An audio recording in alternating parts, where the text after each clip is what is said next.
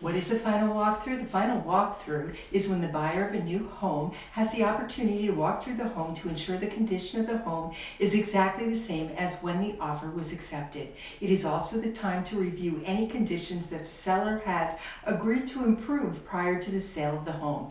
As a buyer, you should make sure the seller didn't leave any items behind that you will have to pay to have removed. For example, you may not want old cans of paint, stained rugs, or maybe even shelving. Are the floorings and walls in the same condition or the condition agreed to in the purchase and sale agreement?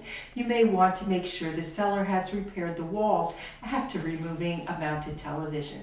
Typically, your real estate agent and the seller's agent will accompany you on the final walkthrough.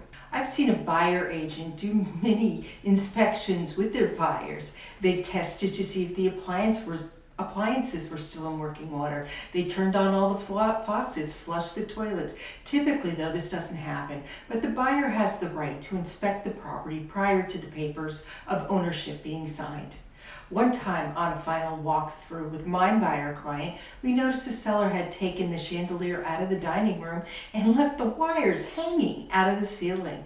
This was not acceptable. We notified the buyer's attorney and the seller's agent. The seller was lucky that my client didn't demand the chandelier be put back.